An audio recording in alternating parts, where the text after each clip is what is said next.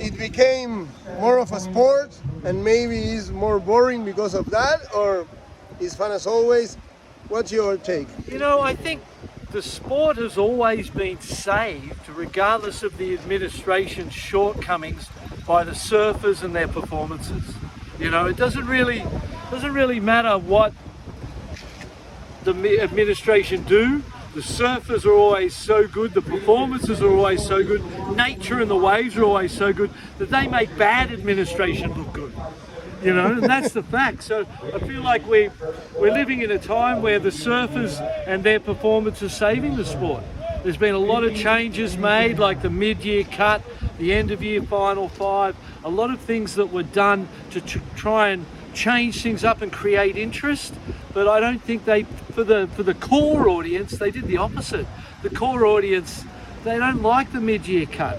They like surfers qualifying for the tour and being given 12 months to compete. We all feel like that. The final five, as we've seen with Carissa Moore the last couple of years, she was leading the world ratings. She goes into a one-day thing and loses, and she's not the world champ. She could have had 7 world championships. And in my mind, in my heart, I go, kind of, she's the 7 world champ. I feel like that. So they've made changes to try and make the sport interesting, but the culture and the core don't really appreciate, and so they lose interest because they're losing the core. Maybe they're gaining other fans, but they're not surf aficionados, passionate surfers who love the sport.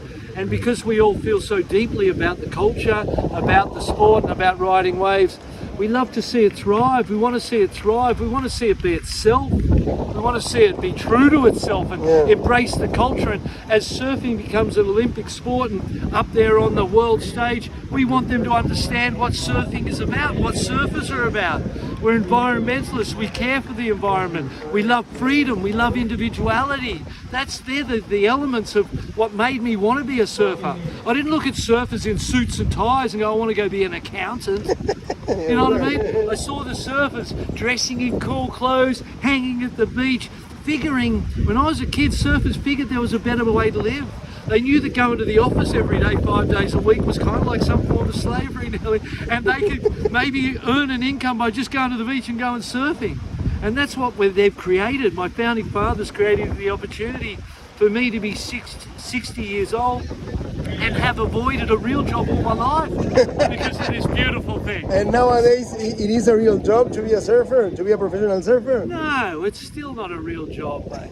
It's an easy job, mate. You go and surfing, you're doing what you love. Anytime you do what you love, that's the gift. If you can do what you love and do it for money and liberate yourself from, you know, having to have jobs that you don't like and do things every day that you don't enjoy, and you sacrifice that for the money, for your family, those things, I respect that, mate, because many people have to do that. They have to sacrifice themselves to support their families, and they sacrifice their happiness. And as a surfer who's lived his life working in surfing, I've been lucky enough to not have to sacrifice most of my happiness to feed my family and to have a life, and that's the gift that surfing gives. That's what we've got to protect. But still, we are like in the middle of a crisis where I think never surfers needed more or spoke more about needing time to take care of their mental health, you know? So, you know what I mean? It's like, okay, yeah, they are surfers, they are living out of surfing, but still they are getting stressed and getting their mind kind of fucked, kind of with problems, right? Yeah, you know what? Isn't that weird? Let me say this. Yeah. I did the world tour for 15 years. I never had a break in 15 years. I was never in one place for more than 3 months in 15 years. And we were doing 30 contests a year, mate. Don't talk to me about doing 10 a year and then having all this time off and all the breaks and having the money to travel with your family and your friends. Having masseuses and dietitians and trainers travel with you. We couldn't afford to go ourselves. When we did it, the top 2 people might have made money, first and second. Everybody else who did the contest lost money just doing it. but we did it to build something. So that the people today could have the opportunity to live off surfing. Now they travel with their families, they travel with filmers, doctors, all sorts of stuff. So it's less stressful now than it's ever been. And that's the fact to me. I feel like that. How do you explain what I just told you? I'm not here to explain. I'm not here to explain mental health. I understand that in some people's minds and in their bodies, the chemicals mix and create problems for them within their head. For me, you're not meant to feel good every day. And the fact that you have a bad day here and there, I don't use the word, and I don't even like using it now, but I don't use the word depressed or depression. It's not in my vocabulary. I will not use it because it's a trap. The minute you start going, you don't feel good on a day, and you go, I'm depressed, you're creating a box for yourself to sit in. And the more you tell yourself that, the more it's going to be a reality. So I don't even use the word, mate. And when I'm not feeling so good or I'm not having a good day, that's just not a good day. And I know the next day is going to be better, and I don't attach to it. I don't have a thought and I go, oh, I thought this. Oh no, is that me? Is that how I feel? Oh, I don't feel too good about that thought. The thoughts come in and go out like the wind, mate. And that's the key to having a healthy mind, is to not, we aren't what we think. You're not what you think. What you think is a perspective based on your surrounding changing. The stimuli of your environment is constantly always changing, and as it's changing in front of your eyes, your feelings change and your thoughts change. That ain't you. You got to let the thoughts go and know that deep down inside, your centered self, regardless of the thoughts and the way you're feeling in any moment, will get better. And on the other side, you will and can feel better. And so for me, my mental health is maintained by just knowing that it doesn't matter how I feel in a moment. It's irrelevant how I feel today, right now, because tomorrow's going to be different, an hour's going to be different. So you've got to let that stuff go. And the more you hold on to it, the more you use it to describe yourself and describe how you feel, you actually just dig yourself deeper. So for me, I just figure you got to let go of that stuff, and that's the way. Recognize that the thoughts are just there, that they don't define you. Even the bad thoughts, even the disappointing thoughts, just let them go, mate. They're just thoughts. That's all they are. They do not define you. They are not you. You are who you choose to be. Barton, let's talk about characters. Back in your time, there were a lot of characters. Yeah, some big characters, man. Some big characters. Do you think, I'm talking about maybe rebel people or maybe different people, right? Do you think that nowadays there are less characters in surfing? Like we became more boring? No, I think that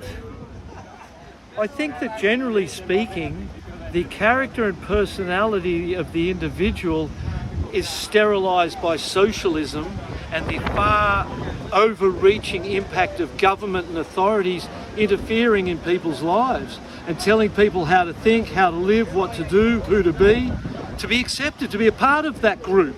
And to me, it's all about individuality, it's all about personality. Surfing had some of the best characters and personality in the world. We still have. Surfers are some wild individuals, mate. We paddle out off the land into the ocean, into another food chain, and challenge ourselves every day. And every day there's something you're scared of, and when you're scared of it, you walk to it and you take it on, and then you go, well, I don't need to be scared of that anymore. And that personal growth and development that you get through surfing and paddling off terra firma into the other food chain and going down from master of the universe and the head species on the planet to being something that something else can eat. Yeah, it's good for you, mate.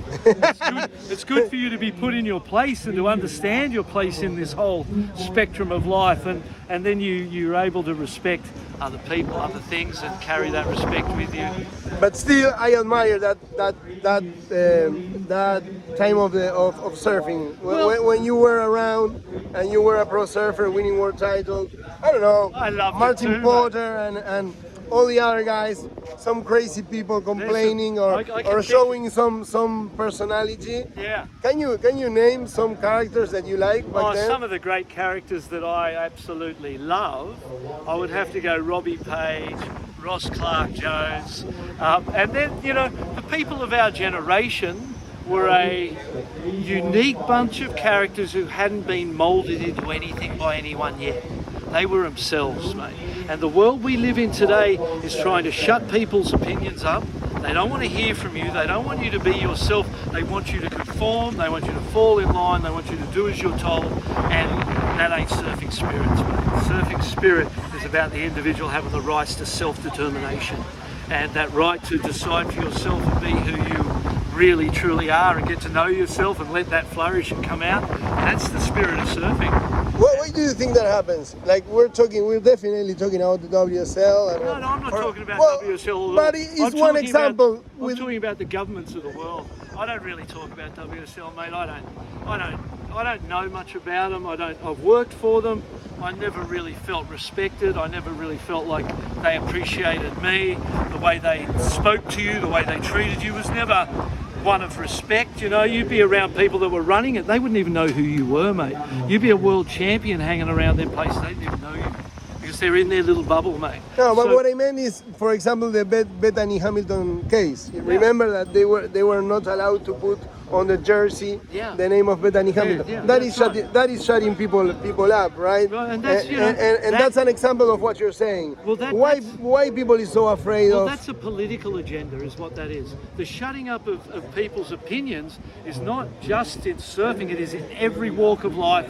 If your boss doesn't like what you think, you got to shut your mouth, go to work, get your paycheck, go home, and complain to your wife or whatever, to your partner.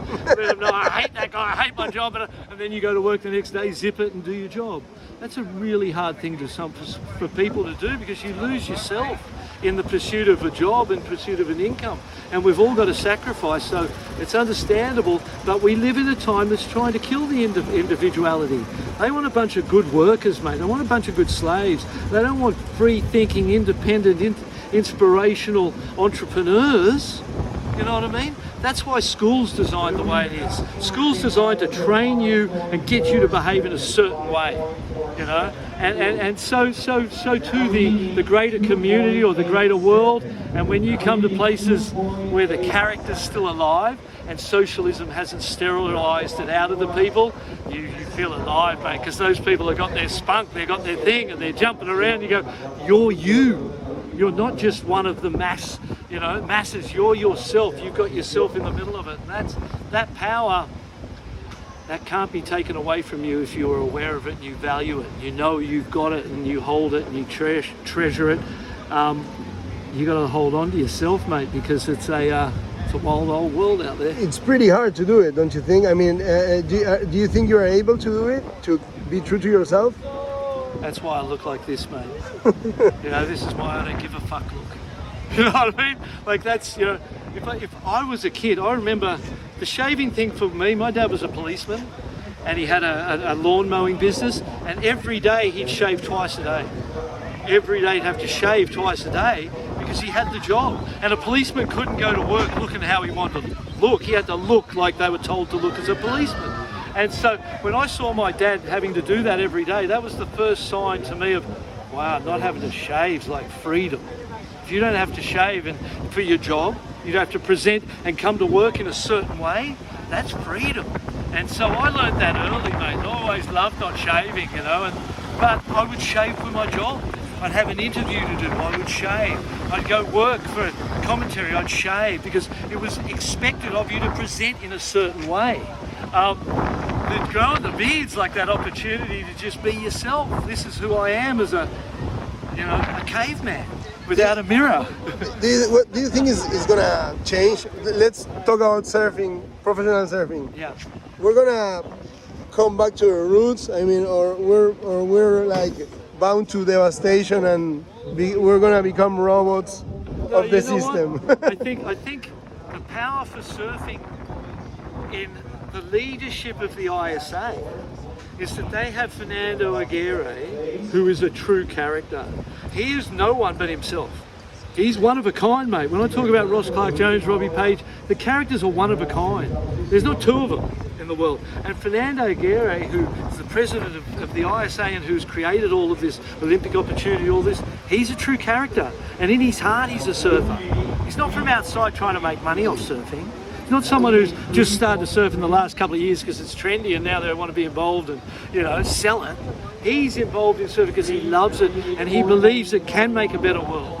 And that's why the motto of the ISA, making a better world through surfing, I believe that.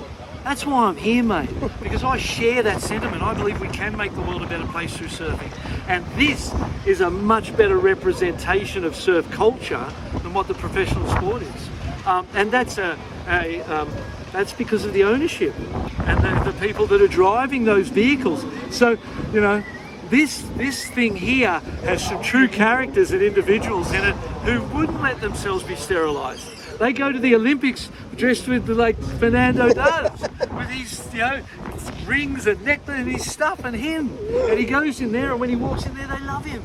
So they go, well, this is different. This got some personality. So surfing has been taken to the Olympics with its personality almost intact, because Fernando has his intact, and he respects the culture, and he respects what being a surfer means, and he can see its value to the world. And that's what I believe, mate. I believe we can make the world a better place through surfing, and that surfing can go into the Olympic Games and contribute to the development of that while being itself, and not have to play too much the game of the big world and big business. It's a difficult line to walk, mate. But if anyone can walk it, Fernando and surfing can. All right.